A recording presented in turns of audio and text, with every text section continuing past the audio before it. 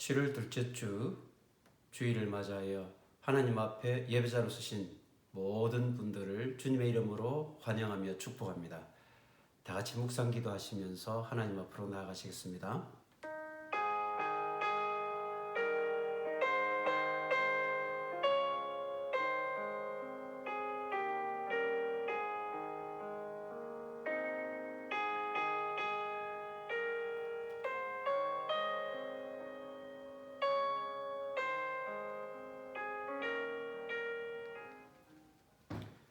내 하나님 여호와께서 이 40년 동안에 내게 광야길을 걷게 하신 것을 기억하라. 이는 너를 낮추시며 너를 시험하사 내 마음이 어떠한지 그 명령을 지키는지 지키지 않는지 알려 하심이라. 너를 낮추시며 너를 줄이게 하시며 또 너도 알지 못하며 내 조상들도 알지 못하던 만나를 내게 먹이신 것은 사람이 떡으로만 사는 것이 아니요 여호와의 입에서 나오는 모든 말씀으로 사는 줄을 내가 알게 하려 하심이니라. 너희가 노년에 이르기까지 내가 그리하겠고 백발이 되기까지 내가 너희를 품을 것이라. 내가 지었은즉 내가 업을 것이요 내가 품고 구하여 내리라. 우리의 생명과 삶의 전부가 하나님의 말씀에 있는 줄을 고백합니다. 이 시간 드려지는 예배를 통해 그 생명의 말씀을 듣고 느끼며 변화되어지는 은혜를 허락하여 주시옵소서. 온 마음과 정성으로 살아계신 하나님을 예배할 때 모든 영광과 존귀 주님 홀로 받아 주시옵소서. 감사를 드리오며 예수님 이름으로 기도드리옵나이다. 아멘. 다 같이 사도신경을 통하여 우리의 신앙을 고백합니다. 전능하사 천지를 만드신 하나님 아버지를 내가 믿사오며 그 외아들 우리 주 예수 그리스도를 믿사오니 이는 성령으로 잉태하사 동정녀 마리아에게 나시고 본디오 빌라도에게 고난을 받으사 십자가에 못 박혀 죽으시고 장사한 지 사흘 만에 죽은 자 가운데서 다시 살아나시며 하늘로 오르사 전능하신 하나님 우편에 앉아 계시다가 저리로서 산자와 죽은 자를 심판하러 오시리라. 성령을 믿사오며 거룩한 공회와 성도가 서로 교통하는 것과 죄를 사하여 주시는 것과 몸이 다시 사는 것과 영원히 사는 것을 믿사옵나이다. 아멘. 다 같이 찬송가 85장입니다.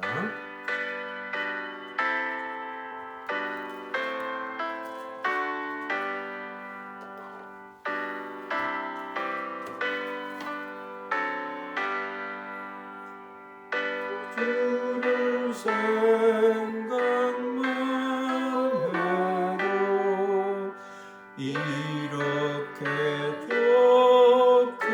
좋거든.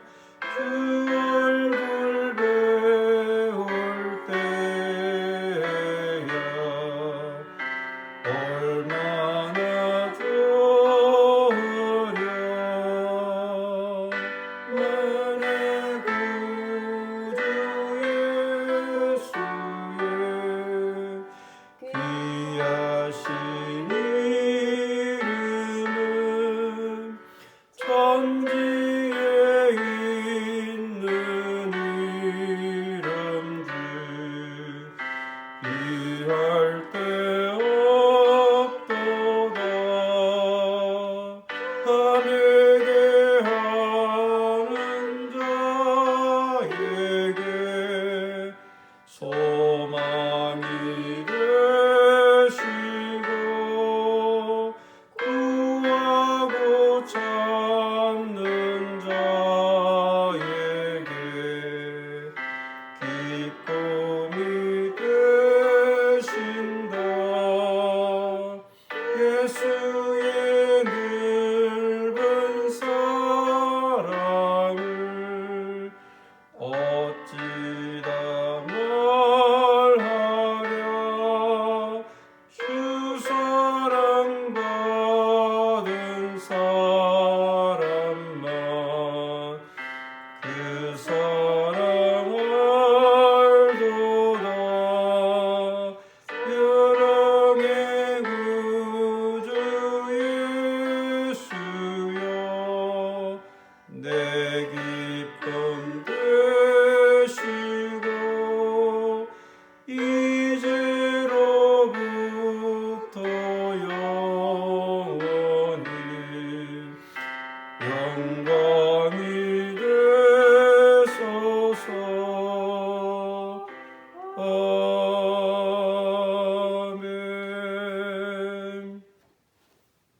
오늘 우리에게 주시는 하나님의 말씀은 열왕기하 12장 1절에서 3절까지, 그리고 역대하 24장 15절에서 19절까지 두 곳을 우리가 읽고 또 하나님 음성을 듣는 시간 갖기를 원합니다.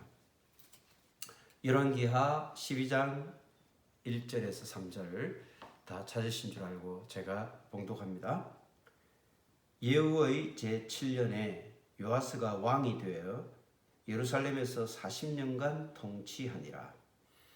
그의 어머니의 이름은 시비아라 브엘세바 사람이더라. 요아스는 제사장 요야다가 그를 교훈하는 모든 날 동안에는 여호와 보시기에 정직히 행하였으되 다만 산당들을 제거하지 아니하였으므로 백성이 여전히 산당에서 제사하며 분향하였더라. 역대하 24장 15절에서 19절까지 말씀입니다. 역대하 24장 15절 다 자신 줄 알고 제가 역시 봉독합니다. 여호야다가 나이가 많고 늙어서 죽으니 죽을 때에 130세라. 무리가 다윗성 여러 왕의 묘실 중에 장사하였으니 이는 그가 이스라엘과 하나님과 그의 성전에 대하여 선을 행하였음이더라. 여호야다가 죽은 후에 유다 방백들이 와서 왕에게 절하매 왕이 그들의 말을 듣고 그의 조상들의 하나님 여호와의 전을 버리고 아세라 목상과 우상을 섬겼으므로 그 죄로 말미암아 진노가 유다와 예루살렘에 임하니라. 그러나 여호와께서 그들에게 선지자를 보내사 다시 여호와에게로 돌아오게 하려 하심에 선지자들이 그들에게 경고하였으나 듣지 아니하니라. 아멘.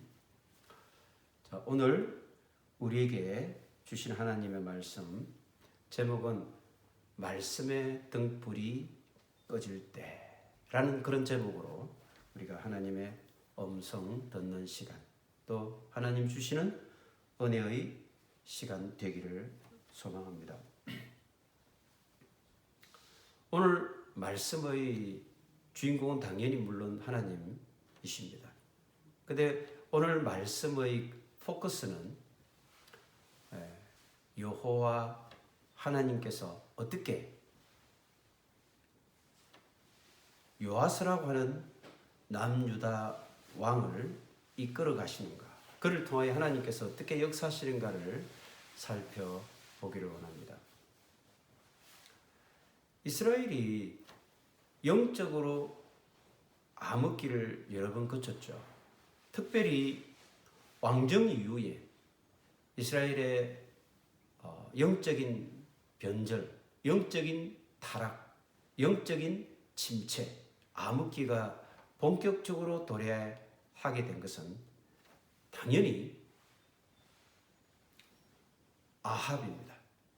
그런데 이 아합의 아버지 오므리부터 아합, 그리고 아하시아, 그리고 그의 아들, 그의 동생이었던 요람, 이렇게 오므리 왕과 4대에 걸친 이 시기에 이스라엘은 사실 영적으로 큰 도전을 맞이하게 됩니다.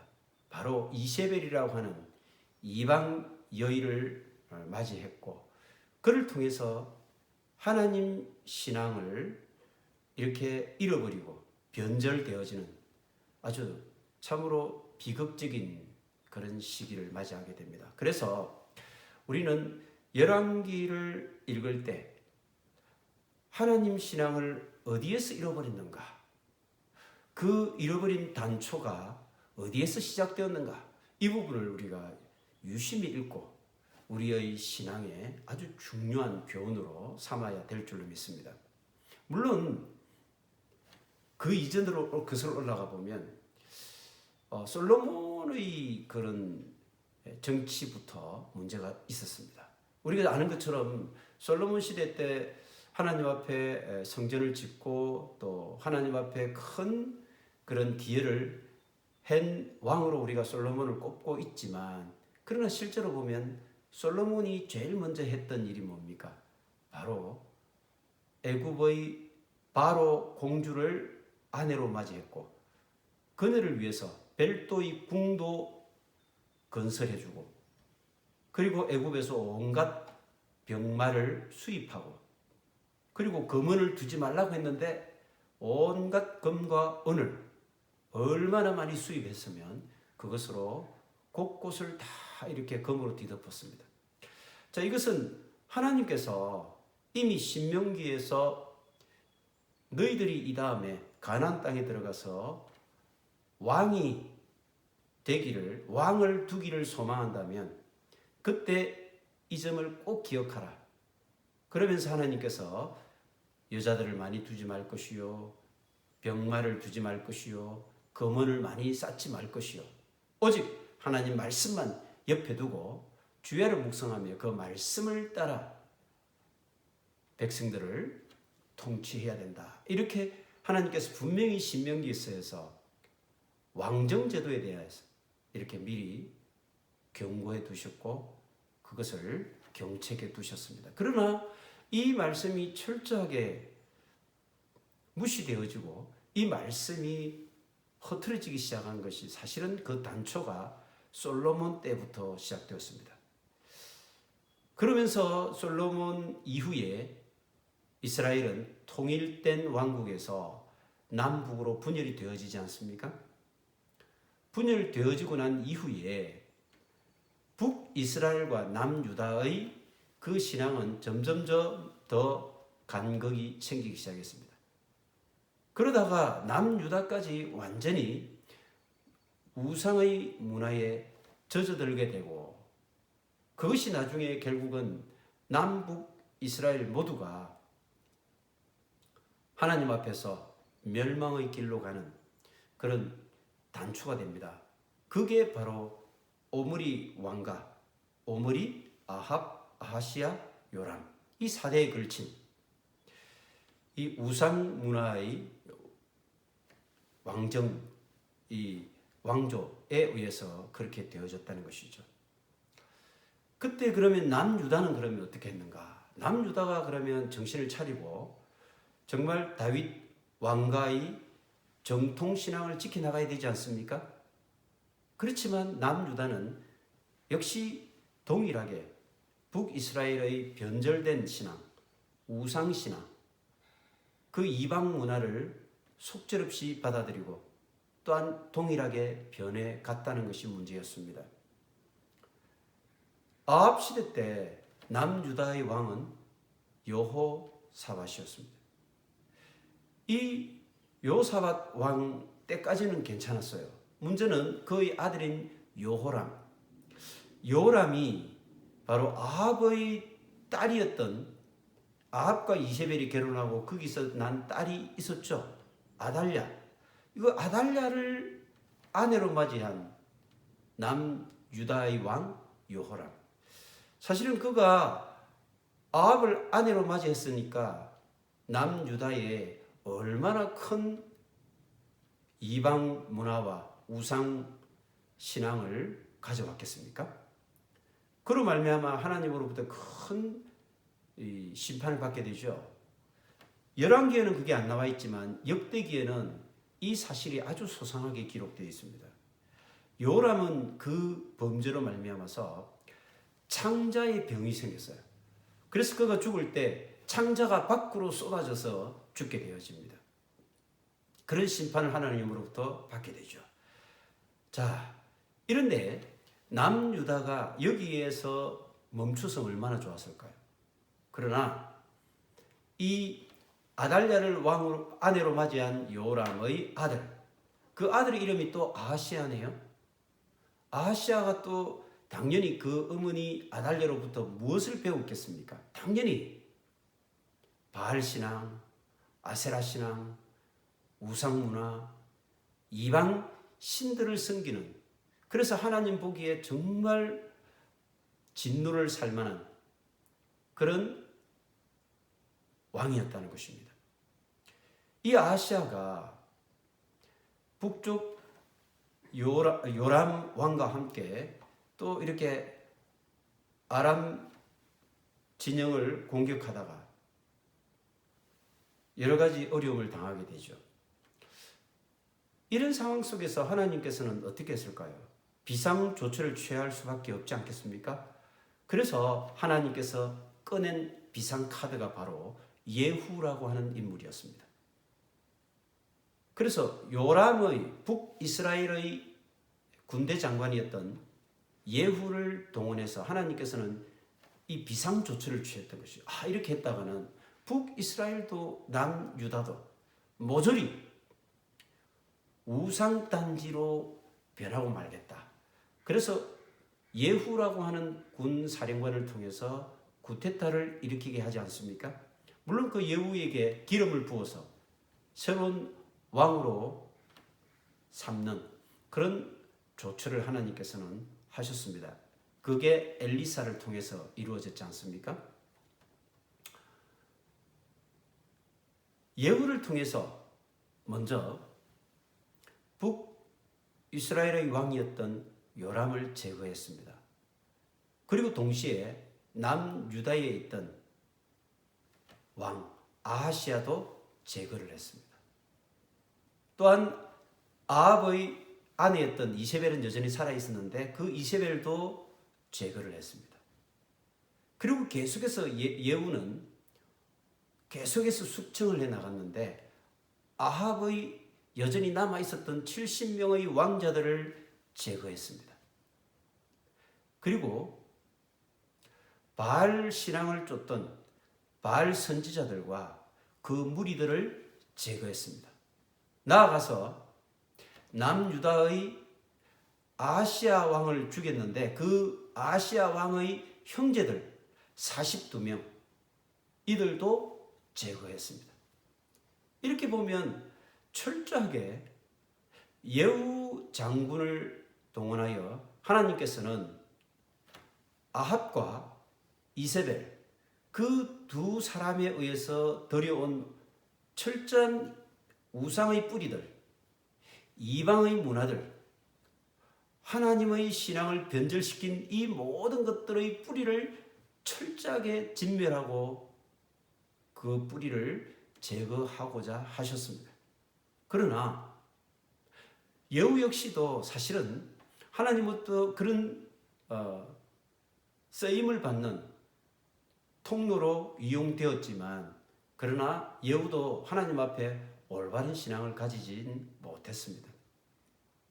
그런데 오늘 지금 우리 본문에서 보면 이제 요아스 왕이 나오는데 이 요아스 왕은 우리 지난 시간에 봤던 것처럼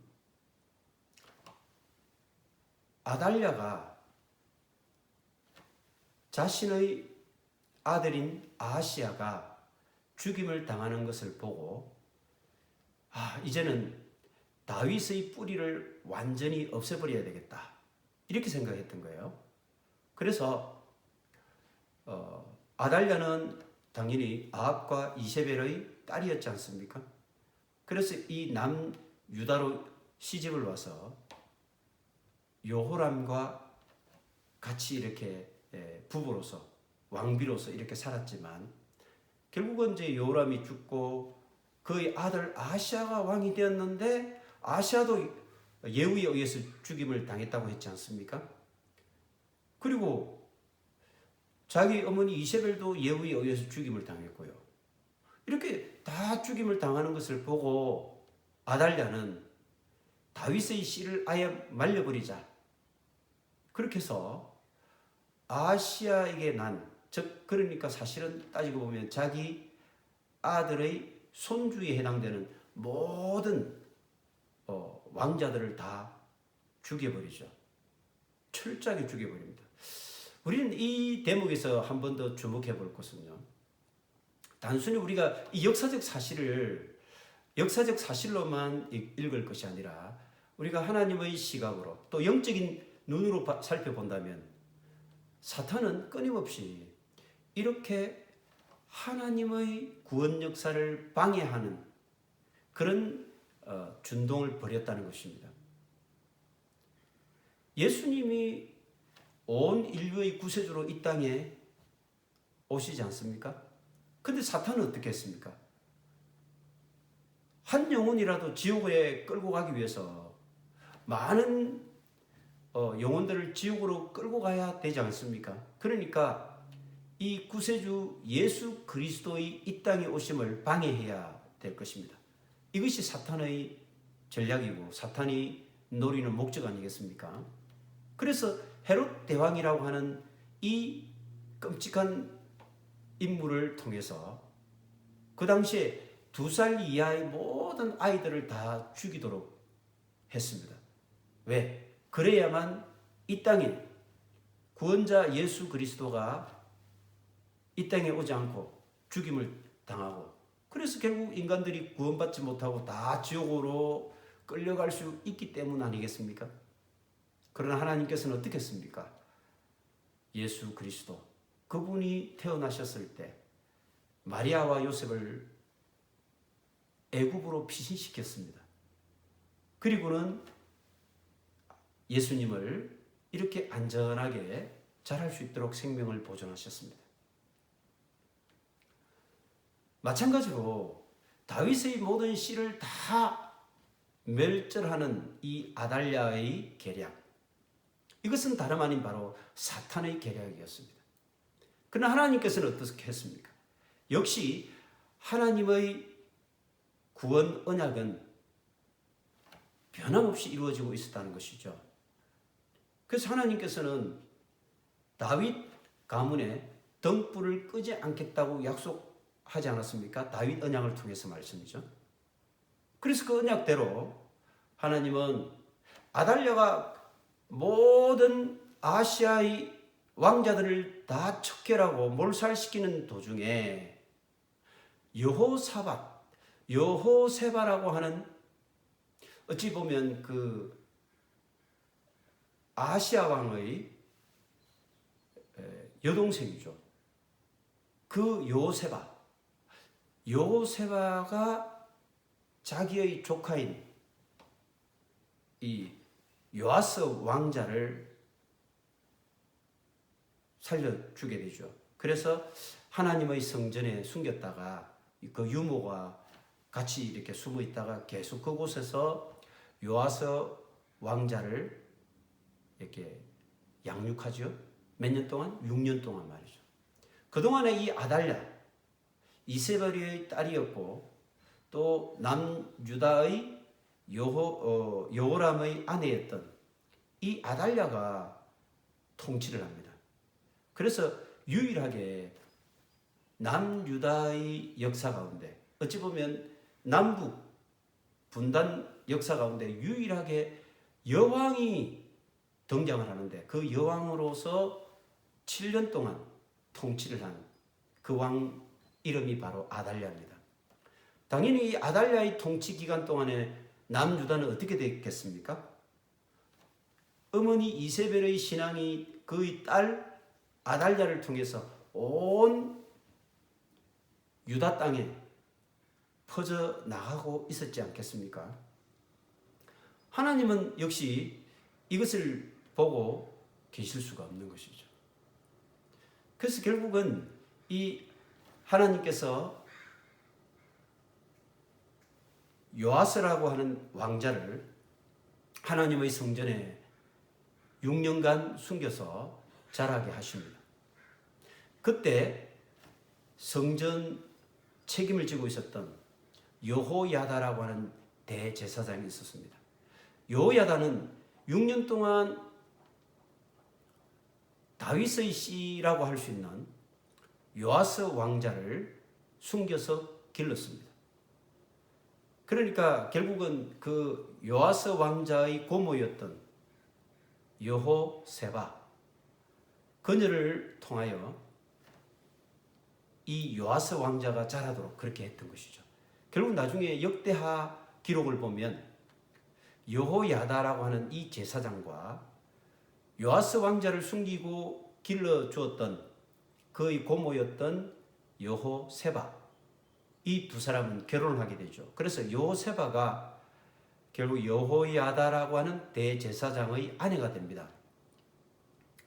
이렇게 해서 결국 요아스가 7살이 되던 해, 그동안 숨겨서 왕자를 길렀던 여호야다 대제사장이 이제 하나님의 때가 되었다라고 생각을 해서 이제 반란을 도모하죠.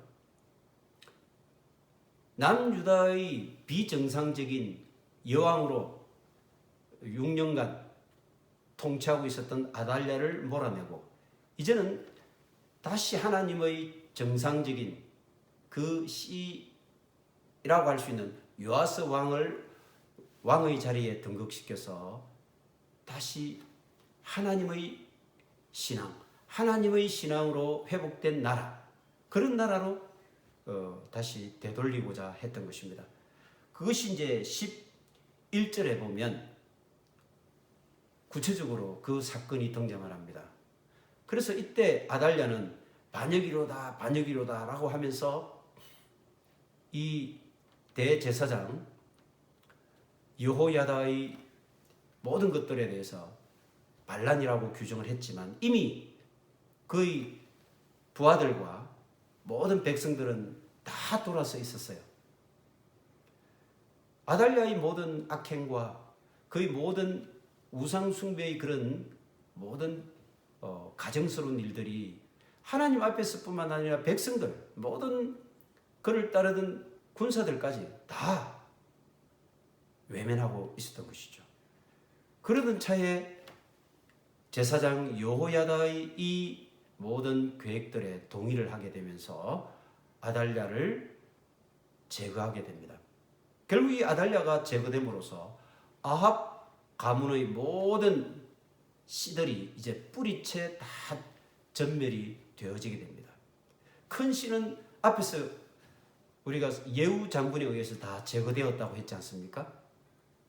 예후가 철저하게 진멸을 했거든요.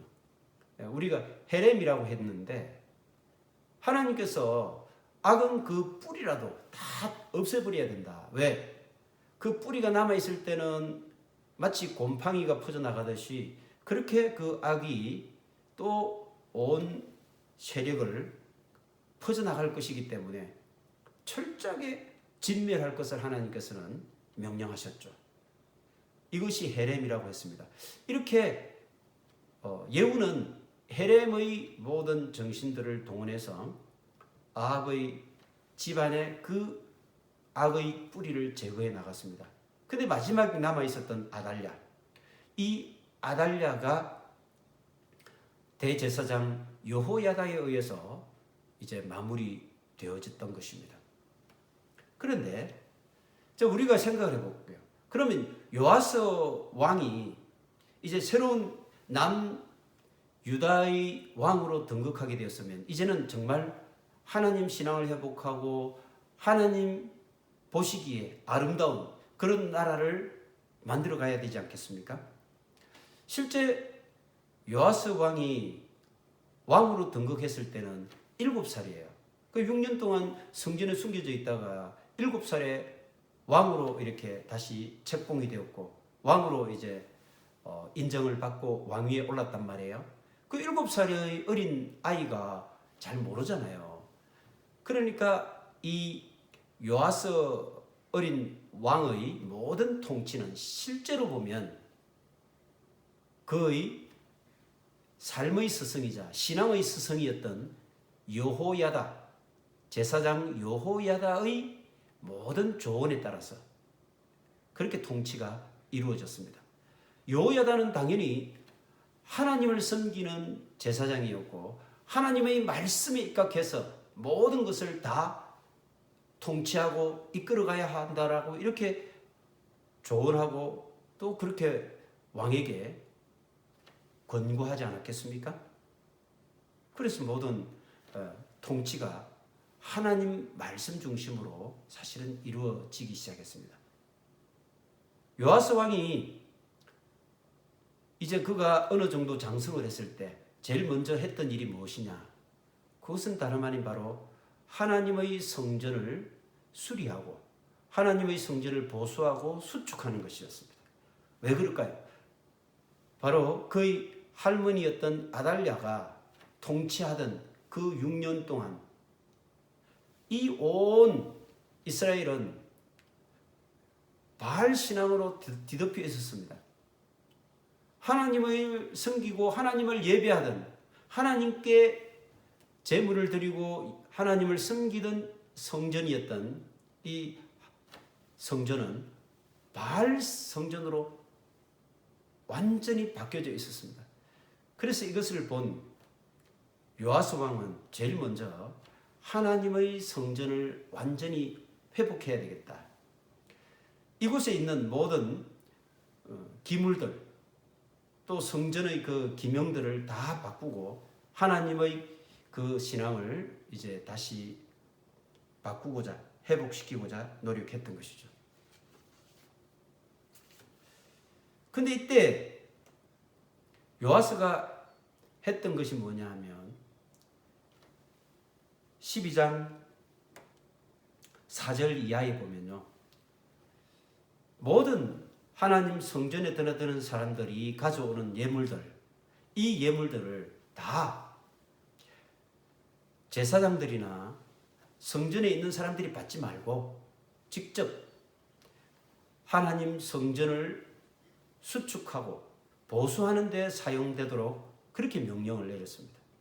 그러니까 생각을 해본다면 요아스 왕의 이 성전 회복 운동, 또 성전 보수와 성전을 새롭게 수리하는 이 개혁 작업은 굉장히 신선한 것이었고 하나님 보시기에 올바른 것이었죠. 그렇게 해서 남유다가 이제 하나님 앞에 돌아오는 그런 국가로, 하나님의 나라로 회복되어지는 듯 보였습니다. 그런데 참 안타깝게도 요아스 왕의 정신적 지주였고 신앙의 스승이었던 여호야다, 그분이 나이가 너무 많았어요. 그래서 여호야다가 나이가 130세가 되던 해 이제 죽게 되거든요. 여호야다가 죽고 난 이후에가 문제였습니다. 그동안 여호야다 제사장의 이 조언에 따라 또 그의 모든 가르침을 지키고 따랐던 요아스가 여호야다가 죽자 완전히 돌변하게 되었습니다. 여호야다가 죽었을 때 제일 먼저 유다의 여러 방백들이, 그러니까 관료들이 말이죠, 그때 당시에 기득권을 누리고 있었던 이 관료들이요, 요아스 왕에게 어떻게 조언을 할까요? 왕이여, 우리가 옛날에 우리가 섬기던 그런 것들이 참 편안하고 참 편리하고 좋았던 것 같은데 그것들을 다시 우리가 복원해서 시행합시다, 이렇게 얘기합니다. 그것들이 뭡니까?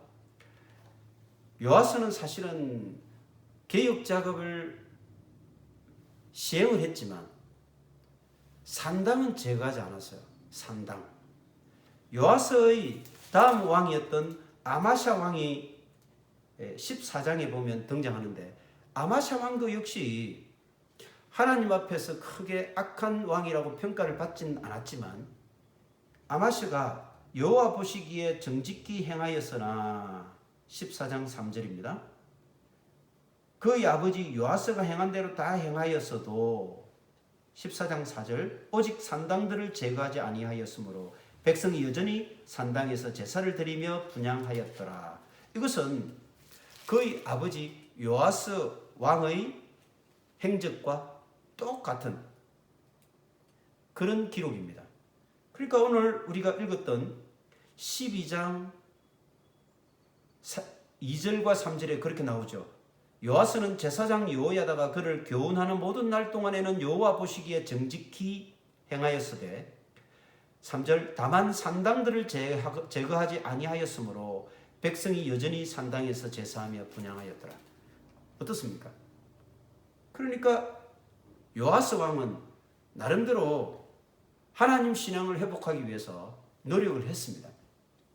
그러나 결정적인 것은 산당을 제거하지 않았다는 것입니다. 그러다 보니까 그의 아들이었던 아마샤 왕도 산당을 제거하지 않는 그런 문제가 생겼습니다. 사실은 바알 신상을 제거하고 아세라 목상을 제거한 것은 참 좋았지만 산당을 그대로 두었다는 것이 어찌 보면 결국 하나님 신앙을 회복하는 가장 큰 걸림돌이었고 제일 기초적인 그런 악을 제거하지 못한 그런 결과를 가져오게 되었던 것입니다.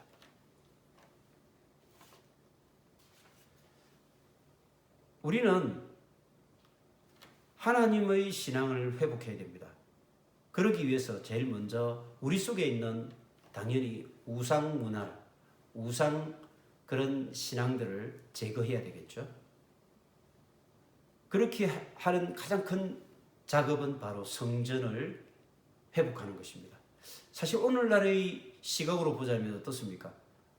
성전을 회복한다는 것은 누구를 회복하는 것입니까? 우리 자신들의 신앙과 우리 자신들의 심령을 회복하는 것 아닙니까? 왜 그렇습니까? 우리가 바로 성전이죠. 우리가 걸어다니는 성전 아닙니까? 그러니까 결국은 요아스 왕의 이 성전을 회복하는 개혁은 우리 자신들의 하나님 신앙을 개혁하는 것과 똑같은 것입니다. 우리가 우리 속에 있는 바알과 아세라를 섬기는 우리 자신도 모르게 물들어 있는 우상 문화를 철저하게 배격하고 배제하고 없애고 대신에 걸어다니는 성전인 우리가 바로 하나님 앞에 올바르게 서야 된다라고 하는 것이죠. 사실 이 개혁 작업을 요아스 왕이 시작했지만 그 결과는 어땠습니까? 마무리를 짓지 못했어요. 가장 큰 원인이 무엇이었을까요? 아까 말씀드린 대로 그의 신앙의 스승이었던 여호야다, 이 제사장이 끊임없이 하나님 말씀을 들려주고 하나님 말씀을 통해서 가르치고 그래서 하나님 말씀대로 이렇게 통치를 해야 된다라고 계속해서 조언을 하는 그 기간 동안은 요아스가 이렇게 성전 개혁을 하고 하나님 신앙을 회복하려고 했었단 말입니다. 그런데 문제는 이 여호야다가 나이 많아서 130세에 죽게 되거든요. 이것이 역대하 24장에 잘 기록되어 있습니다. 그래서 여러분들이 열왕기를 읽을 때는 역대하를 같은 사건이 있었던 그 장면을 같이 보완해서 읽어보시면 보다 그 사건의 진말을 잘 알 수 있을 것입니다. 역대하 24장 15절에 여호야다가 나이가 많고 늙어서 죽으니 죽을 때에 130세라. 여호야다가 이제 나이가 많았어요. 그래서 130세에 죽게 되는데 16절 무리가 다윗성 여러 왕의 묘실 중에 장사하였으니 이는 그가 이스라엘과 하나님과 그의 성전에 대하여 선을 행하였음이더라. 여호야다는 정말 제사장으로서 참 성실하게 그리고 하나님 앞에 정직하게 이렇게 제사장직을 잘 수행한 인물이었다는 것입니다. 그런데 17절 여호야다가 죽은 후에 이때가 문제입니다. 유다 방백들이 와서 왕에게 절하매 왕이 그들의 말을 듣고 유다의 방백들, 이 관리들, 그러니까 사실은 그 당시에 중정 대신들과 신하들과 이런 사람들이었습니다.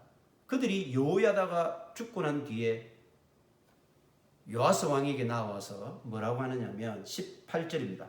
그의 조상들이 하나님 여호와의 전을 버리고 아세라 목상과 우상을 섬겼으므로 그 죄로 말미암아 진노가 유다와 예루살렘에 임하니라. 그러니까 이 방백들이 요아스 왕에게 나와서 왕이여, 우리가 그동안 여호야다 제사장의 시킨 대로 다 했는데 참 불편하고 하나님 말씀을 지켜나가는 것이 너무 참 힘듭니다. 근데 우리가 옛날에 여호야다 제사장의 이 가르침 이전에 그냥 우리가 산당에서 하나님 이렇게 섬기고 적당하게 우상숭배식으로 이렇게 하던 이것들이 참 편안했는데 그 편안함을 다시 회복했으면 좋겠습니다. 아니 여호와면 어떻고 아세라면 어떻고 바알이면 어떻습니까?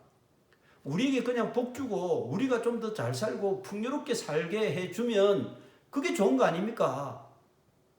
그러니까 왕이요, 다시 우리가 아세라 목상과 우상을 섬기도록 합시다. 이렇게 된 거예요. 그러자 19절에 보니까 여호와께서 그들에게 선지자를 보내사 다시 여호와에게로 돌아오게 하려 하시매 선지자들이 그들에게 경고하였으나 듣지 아니하니라. 하나님께서는 참 너무나도 기가 찼겠죠. 얼마나 안타까웠겠습니까?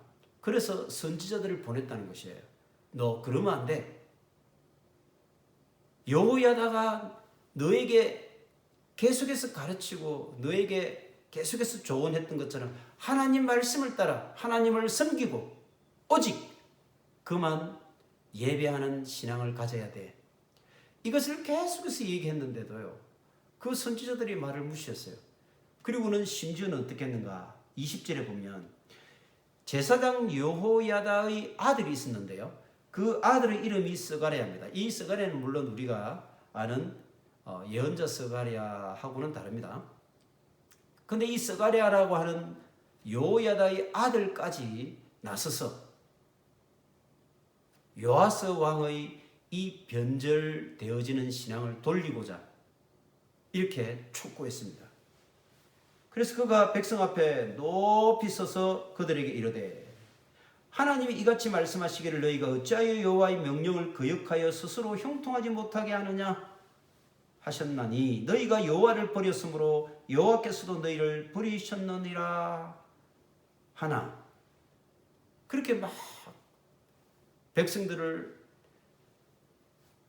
외치면서 백성들에게 그렇게 하면 안 된다고 이렇게 했고, 또 요아스 왕에게 왕이 그렇게 하면 절대 안 된다 라고 이렇게 참 피맺힌 절규를 했습니다.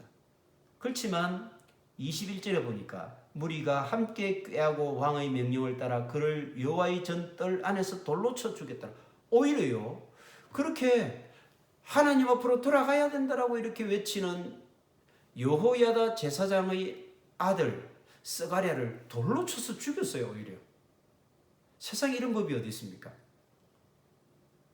요아스 왕은 그가 아달랴의 칼날에 모든 왕자들이 죽는 그 죽음의 순간에 그도 사실은 죽을 수밖에 없었습니다. 그러나 대제사장이었던 여호야다가 그를 성전에 숨겨서 그의 목숨을 살리고 6년 동안 그를 길러내지 않았습니까? 생명의 은인이었고 어찌 보면 하나님의 역사였지만 그를 살려준 생명의 은인이 바로 여호야다. 그런데 그의 아들 스가랴를 자기 마음에 들지 않는다고 그 방백들과 모의해서 돌로 쳐서 죽여버렸어요. 은혜를 참으로 이 악으로 갚는 이 악을 하나님께서 보고 계셨을까요? 자, 22절 요아스 왕이 이와 같이 스가랴의 아버지 여호야다가 베푼 은혜를 기억하지 아니하고 그의 아들을 죽이니 그가 죽을 때 이르되 여호와는 감찰하시고 신원하여 주옵소서 하니라.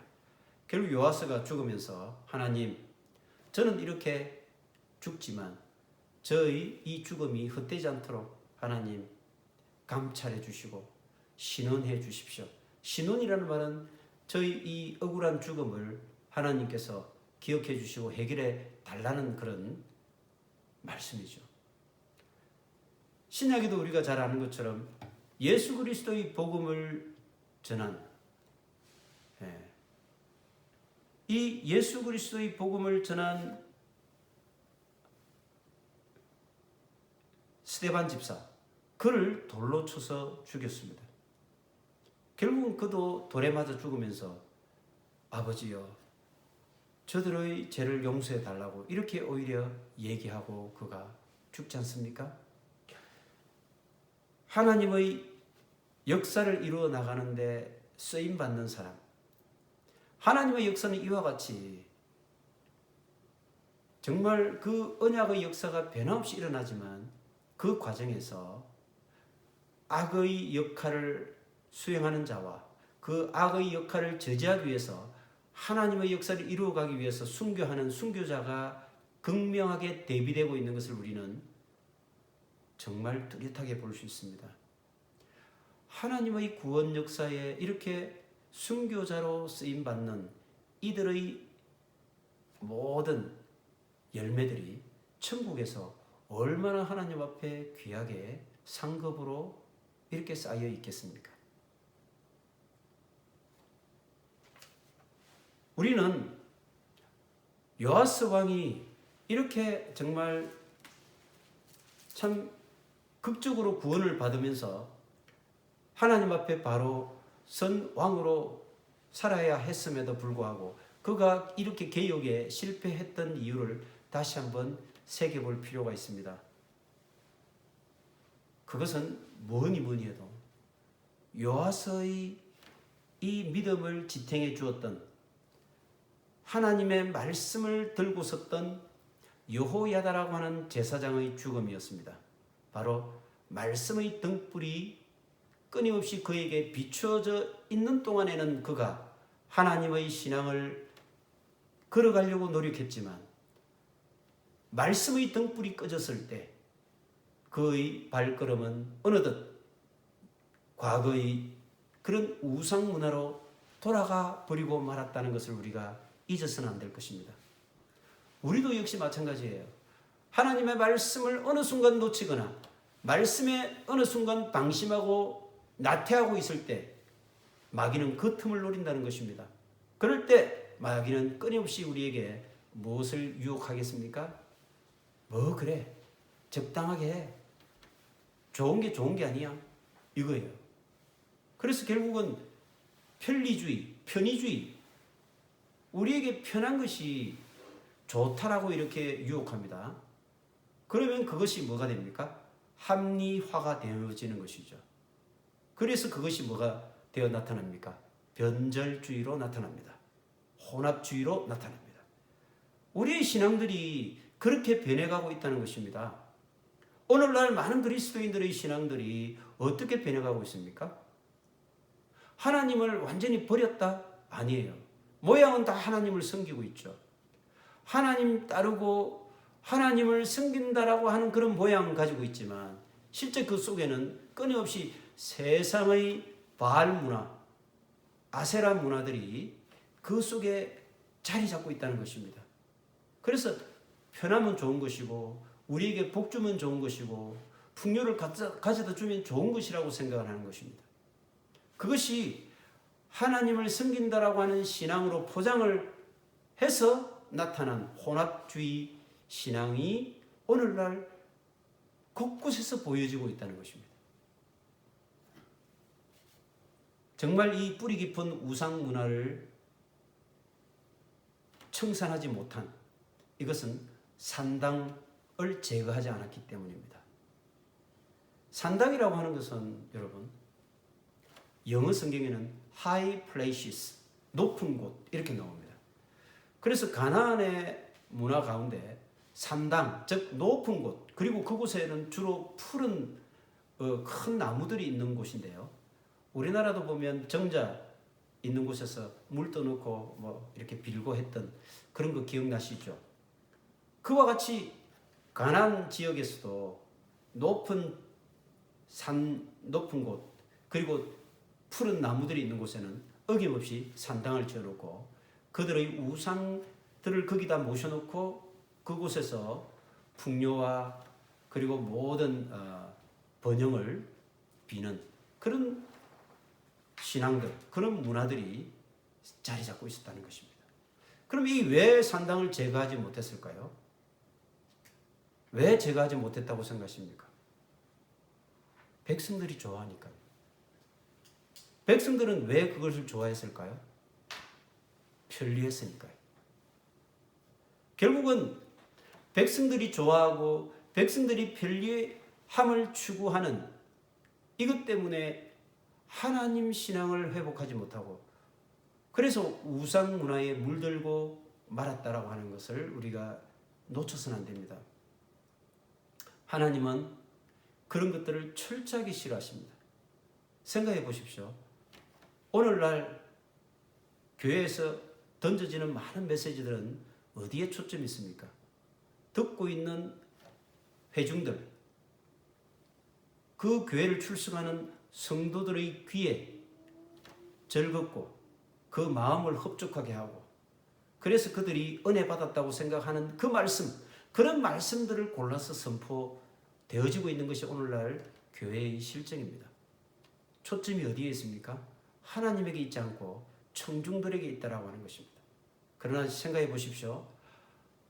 하나님의 말씀은 하나님께 초점이 있어야 합니다. 정말 하나님이 원하는 것이 선포되어져야 되지 그 말씀을 듣고 있는 청중들이 원하는 것이 선포되어져서는 안 된다는 것입니다. 그 점을 많은 사람들이 간과하고 있습니다. 그래서 그들은 자신들의 마음에 흡족한 메시지가 던져지면 은혜 받았다, 참 말씀이 좋다, 참 좋은 교회다 이렇게 평가를 하고 그러다 보니 수많은 설교자들과 목회자들은 끊임없이 청중들의 반응에 신경을 씁니다. 청중들이 어떤 말씀을 좋아할까? 청중들이 이 말씀을 듣고 은혜 받을까? 청중들이 이 말씀을 들으면 그들이 시원함을 느낄까? 여기에 초점이 있다는 것입니다. 생각해 보십시오. 그러나 여러분, 하나님께서 정말 이 말씀을 정말 원하고 계실까? 하나님께서 이 말씀이 선포되어지기를 원하고 계실까? 여기에 초점이 두어져야 하는 것이 그게 정상 아니겠습니까? 그런데도 불구하고 백성들이 원하기 때문에 산당을 제거하지 못했던 것입니다. 하나님이 원하시는 것은 뭡니까? 산당을 제거하는 것입니다. 우리의 소망과 하나님의 소망이 일치하지 않는 점이 분명히 있습니다. 여러분 생각해 보십시오. 우리의 소망입니까? 하나님의 바람입니까? 우리의 신앙의 기준은 분명합니다. 하나님이 원하지 않으면 안 해야 되는 것이고요. 하나님이 원하면 그것을 해야 되는 것이 우리 신앙의 기준이 되어야 하고 그것이 전부입니다. 우리의 바람이 아닙니다. 우리가 생각하는 기준이 아닙니다. 그래서 오늘 우리에게 주신 이 요아스 왕의 모든 행적들을 통해서 우리가 영적인 교훈을 얻기를 원합니다. 결국은 요아스는요, 남유다 왕들 가운데서 유일하게 그리고 첫 번째 최초로 그래서 하나님의 심판을 받게 되는데 그의 부하에 의해서 암살되어집니다. 얼마나 이 불명예스러운 역사입니까? 남유다의 왕 가운데 유일하게 부하들에 의해서 암살당한 왕 요아스 왕입니다. 하나님이 얼마나 분노하셨을까요? 그를 살려서 다윗의 언약을 지키기 위해서 그 등불을 끄지 않기 위해서 하나님께서는 그렇게 어린 왕자 그를 6년 동안 숨겨서 자라게 해서 그 씨를 통해서 하나님의 신앙을 회복하고자 했는데 오히려 하나님의 기대와는 다르게 그가 우상의 길을 다시 돌이켜 돌아갔을 때 하나님이 느꼈었던 실망과 하나님의 그 처음에 가졌던 그 기쁨의 소망이 그렇게 심판으로 변하고 분노의 그런 징계로 내려졌다라고 하는 것을 기억할 필요가 있을 것입니다. 우리는 믿음의 시작이 좋아야 된다고 말합니다. 하지만 믿음의 마무리는 더 중요합니다. 그 믿음을 끝까지 지켜가는 것, 우리가 하나님 앞에 설 때까지 우리의 신앙이 조금 더 변질되어지거나 흔들리거나 그렇게 세상 문화 속에 물들어 가서는 안 될 것입니다. 그 길은 오직 하나님의 말씀의 등불을 꺼뜨리지 않는 것이라고 하는 것을 여러분 기억하십시오. 여호야다가 살아있는 130세 그 기간 동안은 요아스 왕의 믿음이 살아 있었습니다. 그가 하나님을 향하고 있었습니다. 그러나 제사장 요야다가 130세에 죽었을 때 말씀의 등불이 꺼졌고, 말씀의 등불이 꺼졌을 때 요아스 왕의 그 믿음이 변절되어졌고 우상문화, 세상문화로 돌아가 버리고 말았다고 하는 사실을 우리가 기억할 때에 우리는 하나님 앞에 설 때까지 우리의 믿음을 지켜가야 되고, 그 믿음을 지켜가는 그 모든 신앙의 경주에 있어서 가장 중요한 것이 바로 하나님의 말씀, 하나님의 말씀의 등불을 우리가 지켜나가는 것이고, 말씀의 등불을 끄지 않는 것이라고 하는 것, 이것을 우리가 이 시간 오늘 주어진 말씀을 통해서 꼭 기억하고 그렇게 지켜나가는 주님의 말씀교회 모든 성도님들 다 되시기를 주님의 이름으로 축원합니다. 다 같이 오늘 말씀 생각하면서 찬송가 204장입니다.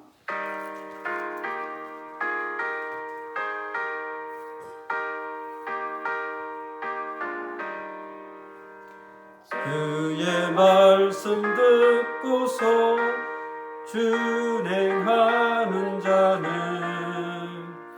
반석 위에 터 닦고 집을 지은 같아. 비가 오고 물나며 바람 부딪혀도 반석 위에 세운 집 무너지지 않네. 잘 짓고 잘 짓세, 우리 집 잘 짓세. 반석 위에다 우리 집 잘 짓세. 3절입니다. 세상 모든 사람들 집을 짓는 자니 반석 위가 아니면 모래 위에 짓네. 우리 구주 오셔서 지연상을 줄 때 세운 공로 따라서 영영상을 주리.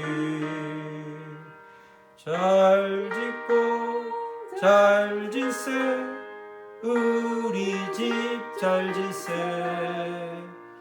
만세 반석 위에다 우리 집 잘 짓세. 네, 오늘 우리 찬양 말씀처럼 정말 우리가 반석 위에 터를 닦고 집을 지어야 어떤 비가 오고 물이 나고 어떤 일기 가운데서도 절대 무너지지 않는 그런 믿음의 집을 우리가 지어갈 줄로 믿습니다.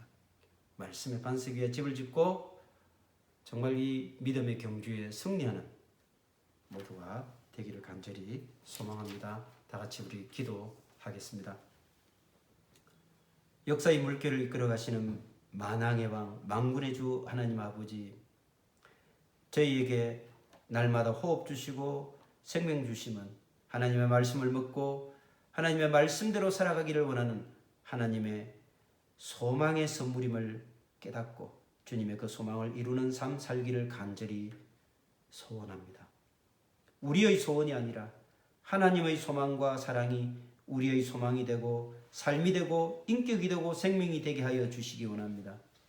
하나님 앞에 서는 날, 그날까지 하나님을 향한 우리의 믿음이 변절되지 않게 하시고 우리의 신앙에 불순물이 섞이지 않게 하시고 순결한 그리스도의 신부로 살아가는 우리 모두가 되도록 인도하여 주옵소서. 우리 신앙의 경주가 끝날 때까지 변치 않는 믿음 주시옵소서. 말씀만을 붙잡고 걸어가게 하여 주시옵소서. 이제는 우리 주 예수 그리스도의 크신 은혜와 하나님 아버지의 무한하신 사랑하심과 성령님의 교통 동행 이끄심이 말씀을 생명으로 받아들고 그 말씀대로 살아내고 달려가기로 다짐하는 주님의 말씀교회 모든 권속들과 그 가족들, 그리고 그들의 일터와 직장과 모든 만남 속에서 지금으로부터 영원까지 함께하여 주시기를 간절히 축원하옵나이다. 아멘.